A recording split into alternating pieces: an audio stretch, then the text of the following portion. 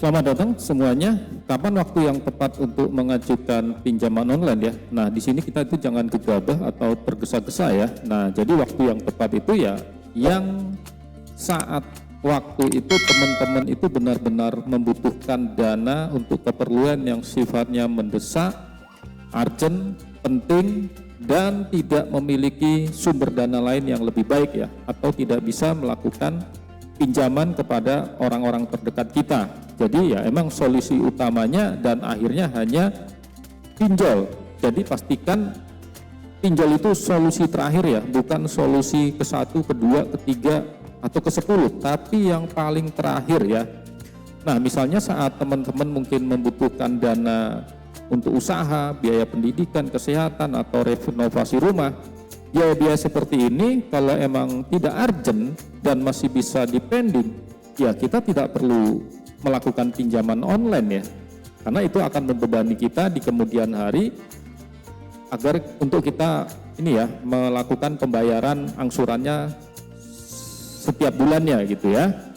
Oke, nah jadi kalaupun teman-teman emang butuh dan itu urgent dan itu harus pinjol, ya teman-teman juga harus berhati-hati dalam memilih lembaga pinjaman online ya, yang pastinya harus terpercaya dan terdaftar di OJK ya. Jangan asal pinjol, asal murah, asal prosesnya cepat, syaratnya mudah, teman-teman tidak memperhatikan legalitasnya dari pinjol tersebut ya. Ini nanti akan berdampak ke kita sendiri.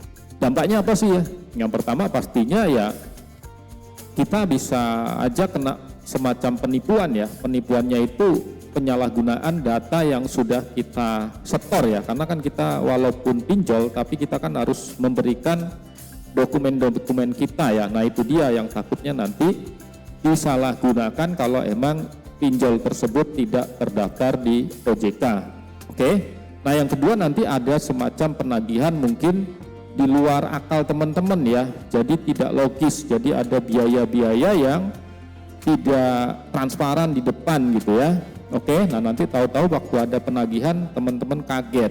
Nah ini dia, jadi makanya kenapa kita tetap harus cari pinjol yang ilegal dan resmi. Jadi nanti tinggal dicek aja di situs OJK-nya. Nah selanjutnya teman-teman juga kalaupun harus melibatkan pinjol untuk solusi keuangan teman-teman, ya itu dia. Jadi pastikan itu pertama lembaga keuangannya harus terdaftar di OJK, yang kedua teman-teman tinggal lihat itu tenornya, bunganya, dendanya, biaya administrasinya, hak dan kewajibannya, itu benar-benar dipelajari ya. Jangan asal di ACC atau jangan asal ditandatangani. Jadi pastikan harus dibaca satu persatu sehingga teman-teman itu paham apa yang dilakukan. Jangan asal percaya 100% tahu-tahu nanti di kemudian hari loh kok ada biaya-biaya tidak terduga, kok ada tagihan-tagihan tidak terduga. Nah ini dia kan jadinya nantinya kita juga yang dirugikan. Oke. Nah jadi untuk mengatasinya bagaimana? Nah Anda juga harus membuat perencanaan keuangan juga ya yang matang ya sebelum teman-teman itu mengajukan pinjaman online. Jadi pastikan sebelum teman-teman melakukan pinjaman, ya pastikan diukur sesuai dengan kemampuannya juga ya. Jadi penghasilannya berapa, pengeluarannya berapa, ya nanti dengan pinjaman sekian teman-teman itu masih bisa membayarnya tepat waktu dan tercover juga kebutuhan hariannya. Oke, jadi jangan asal butuh solusinya cuma hutang, hutang, dan hutang, yang dimana nanti ya sumber penghasilan kita yang sudah minim tadi hanya untuk membayar ke sana semua ya, jatuhnya kita ya semacam gali lubang tutup lubang karena tidak cukup untuk menalangi kebutuhan hidup ya.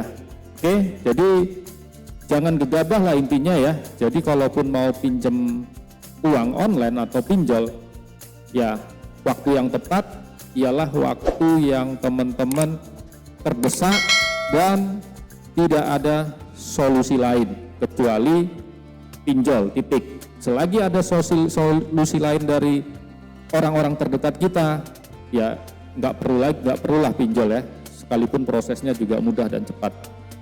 Selamat beraktivitas ya. Semoga utangnya cepat lunas yang masih ada utang. Terima kasih.